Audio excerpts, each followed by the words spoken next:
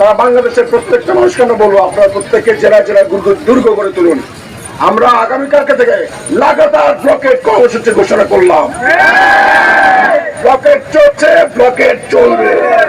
আরো কত থেকে Barishal blockade, blockade blockade, Barishal blockade, blockade blockade, Barishal blockade. চিকিৎসা সেবায় আমার মৌলিক অধিকার, চিকিৎসা সেবায় আমার মৌলিক অধিকার। তবু কেন স্বাস্থ্য খাতে হয় না আজও সংস্কার? তবু কেন হয় না আজও সংস্কার? রক্ত দিয়ে জীবন দিয়ে তাড়িয়েছি স্বৈরাচার। তবু কেন স্বাস্থ্য খাতে হয় না আজও সংস্কার? রক্ত দিয়ে জীবন দিয়ে তাড়িয়েছি স্বৈরাচার। তবু কেন স্বাস্থ্য খাতে হয় না আজও। সারা বাংলাদেশের স্বাস্থ্য খাত এবং বরিশাল শেরেবাংলা মেডিকেল কলেজ হাসপাতাল সেবা চিমের সিন্ডিকেট ভাঙার দাবিতে একটানা 15 দিন ধরে এই আন্দোলন চলমান রয়েছে। সড়ক অবরোধ করে ছাত্র জনতার এই অবরোধ গত বৃহস্পতিবার 7ই আগস্ট থেকে শুরু হয়েছে এবং এখন পর্যন্ত তারা সড়ক অবরোধ করে রেখেছেন এবং এই অবরোধ আরও কার্যকর থাকবে বলে জানিয়েছেন ছাত্র জনতা। তাদের একটাই দাবি, স্বাস্থ্য উপদেষ্টাকে এসে তাদের কথা শুনতে হবে। এখন পর্যন্ত স্বাস্থ্য উপদেষ্টা কোনো রকম সাড়া না দেওয়ায় তারা ক্ষোভ প্রকাশ করেন। এ সময় রবিবার আন্দোলন চলাকালে তাদের উপর হওয়া হামলা এবং নিজেদের মধ্যে অন্তর্কলহের বিষয়েও বিস্তারিত তুলে ধরেন। ওখানে আরো অনেকে ছিল যাদেরকে এভাবে আহত করা হয়েছে। আমরা এর বিচার চেয়ে গতকালকে কোতোয়ালি থানায় মামলা করতে যাই, কিন্তু কোতোয়ালি থানা আমাদের মামলা নিচ্ছে না। আমাদের কাছে এখন মনে হচ্ছে এটা কি স্বাস্থ্য উপদেষ্টার কোনোভাবে দায় আছে কিনা, এটাও আমাদের দেখার বিষয়। এই আন্দোলনটাকে এই আন্দোলনকে স্যাবোটাইজ করার জন্য এটা কোনো সরকারি কূট পরিকল্পনা কিনা, এটা আমাদের দেখার বিষয় হয়ে দাঁড়িয়েছে। নাকি এটা কোনো সিন্ডিকেট, কোনো বড় মাফিয়া চক্রের ষড়যন্ত্র, এটা তাদেরকেই শনাক্ত করে খুঁজে বের করে বিচার নিশ্চিত করতে হবে। এটা আমাদের এখন অন্যতম বরিশালবাসীর দাবি হয়ে দাঁড়িয়েছে।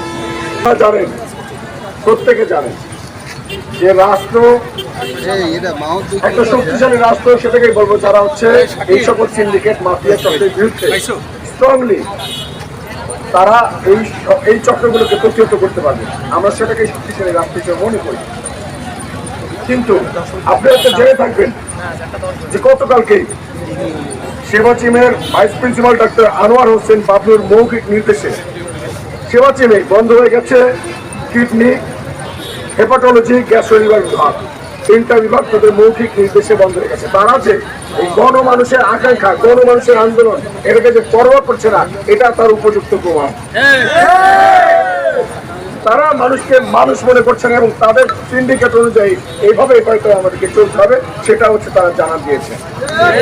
এর আগে জরুরি সংবাদ সম্মেলন ডেকে শেরেবাংলা মেডিকেল কলেজ হাসপাতালের পরিচালক ব্রিগেডিয়ার জেনারেল মশিউল মনির আগামী 3 মাসের মধ্যে শেরেবাংলা সংস্কারের প্রতিশ্রুতি দেন। তিনি এ সময় ছাত্র জনতাকে ধৈর্য ধারণ করার এবং সহযোগিতার আহ্বান জানান।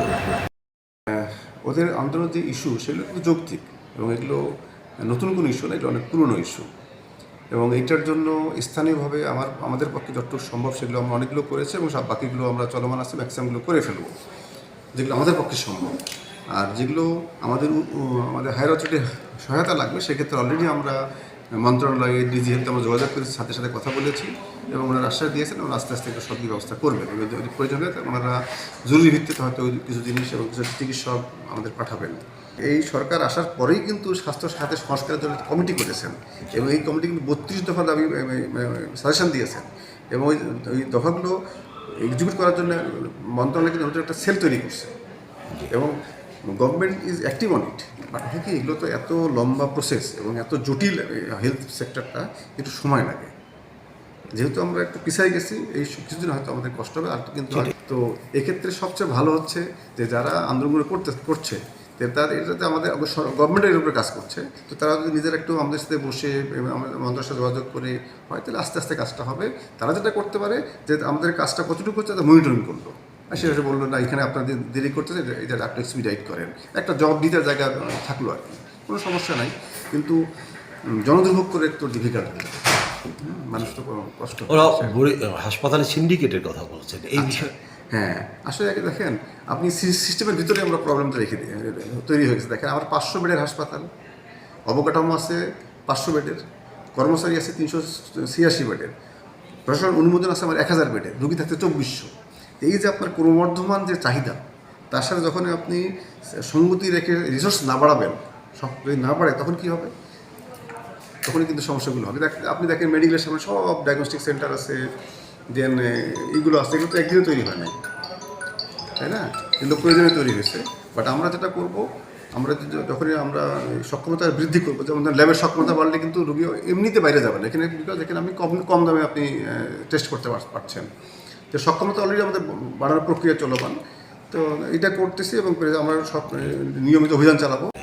আপনি কি দেখছেন আমাদের স্বাস্থ্য খাতের এই শেরেবাংলা হাসপাতালের অবস্থা, আপনার বিশ্লেষণ কি? বাস্তবতা হচ্ছে অন্যান্য মেডিকেল কলেজ হাসপাতালগুলোর তুলনায় এটা একটু পিছিয়ে আছে, বেশ পিছিয়ে আছে। তো এই জন্য সবাই মিলে যদি উদ্যোগী নেয় এবং সাপোর্ট করতে হবে, ডাক্তারদেরকে কর্মচারীদেরকে সাপোর্ট করতে হবে, তাদের বিরুদ্ধে যদি আপনি মুখোমুখি দাঁড়ায় যান তাহলে কিন্তু স্বাস্থ্যসেবাটাই তখন আরও অলরেডি তারা ভয় পাচ্ছে অনেকে। তো এই জায়গাটায় সাপোর্ট করলে আমার বিশ্বাস একটু দ্রুত আমরা ধরে ফেলতে পারবো অন্য।